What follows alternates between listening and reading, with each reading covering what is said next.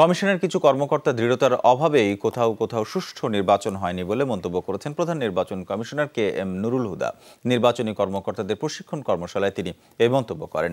বলেন, নির্বাচন কমিশনারের মতো যোগ্য কর্মকর্তা ইসিকেই তৈরি করতে হবে।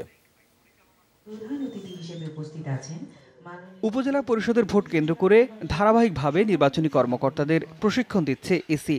আরো বেশি আইনগতভাবে নির্বাচন প্রশিক্ষণ ইনস্টিটিউটে পঞ্চম উপজেলা পরিষদ নির্বাচনে কর্মকর্তাদের 2 দিনব্যাপী কর্মশালার উদ্বোধন করেন সিএসসি।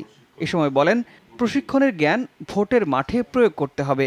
যাদেরকে প্রশিক্ষণ দেবেন তাদের মধ্যে সেটা সঞ্চালন হবে এবং তারা আবার সঠিকভাবে নির্বাচনের সময় এটা প্রয়োগ করবেন। এ সময় নির্বাচনী কর্মকর্তাদের দৃঢ়তা নিয়েও কথা বলেন KM নুরুল হুদা। তিনি বলেন, যেমনটি কর্মকর্তারা বলেছিলেন তেমনটি ভোট করা সম্ভব হয়নি। আমি যখন বিশেষভাবে কোনো কর্মকর্তাকে ডেকে ডেকে জিজ্ঞাসা করি যে নির্বাচনের অবস্থায় তোমাদের প্রস্তুতি কীরকম, কেমন হবে, কোনো থ্রেট আছে কিনা এবং পরিকল্পনা আছে কিনা, ব্যক্তিগতভাবে জানার জন্য, বোঝার জন্য, কিন্তু কেউই আমাকে থ্রেটের কথা বলে নাই। শুধু বলছে, স্যার আমরা সুষ্ঠু নির্বাচন করব, ভালো নির্বাচন করব।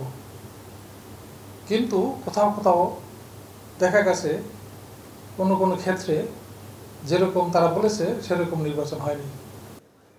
প্রধান নির্বাচন কমিশনার এই সময় আরো বলেন, দৃঢ়তা সম্পন্ন নির্বাচনী কর্মকর্তা কমিশনকেই তৈরি করতে হবে। নির্বাচন অফিসের লোক যদি নির্বাচন দায়িত্ব পালন করেন তাহলে দায়বদ্ধতা নির্বাচন কমিশন হাতে থাকে এবং ভালো হোক মন্দ হোক তাদের সাথে সেটা বোঝাপড়া করা নির্বাচন কমিশন পক্ষে সম্ভব।